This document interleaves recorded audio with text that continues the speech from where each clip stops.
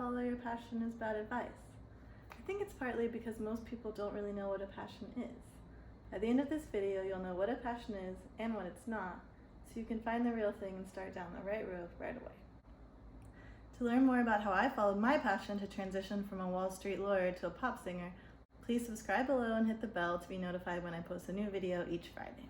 After facing a life-threatening illness, I left my job as a Wall Street lawyer to follow my passion for singing. Since that time, I've traveled abroad, earned a certificate in applied positive psychology, worked as a bartender at a sushi restaurant, and much more. The decision to follow my passion is the best one I've ever made.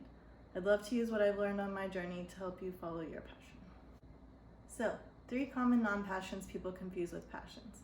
The first 2 are kind of overlapping: interests and hobbies. What's important to understand is that an interest or hobby is potentially, but not necessarily, a passion. Many interests or hobbies could be pursued as careers, but most shouldn't be, because most are not really passions. If you pursue something that isn't a passion as a career, the very challenging nature of that pursuit might just take the joy out of the activity for you. Remember, you can have many interests or hobbies about which you feel passionate. What we're talking about here is the kind of passion that you want to put at the center of your life by, among other things, making it your job. An interest or hobby is something you enjoy doing frequently. Some of my interests are creating craft cocktails, traveling, and yoga. What's one of your potential passions? Write it in the comments below. While hobbies, interests, and passions all have positive attributes that draw you to them, a passion is something that you can't not do. Forget the double negative, but it's really the best way I know how to describe it. For example, I really enjoy horseback riding, but I've only gone riding twice in the last 2 years, and if I never rode again, it would not have a significant negative impact on my life. To help determine whether something is a passion, ask yourself questions like, would not doing this compromise my well-being?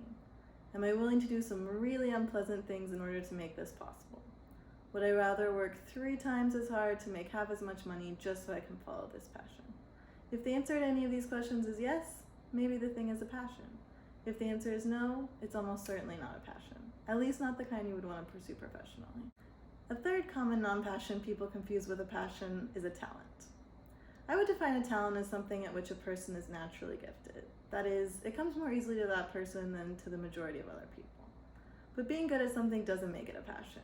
In fact, it's often quite the opposite. The things you are good at take you down the easy path, and passion makes you work hard for it. I have a friend who's an amazing singer, but prefers to work in a bar because singing doesn't bring her joy. I'm a very good lawyer, but that job doesn't make me happy. If your goal is to make the most money with the least amount of effort, absolutely follow your talents. If your goal is happiness, follow your passion. Would you like a step-by-step exercise that will show you exactly how to determine what your passion is? Click the Find Your Passion worksheet link on my channel to receive a free copy of the worksheet. If you found this video helpful, please like it and subscribe to my channel. See you soon!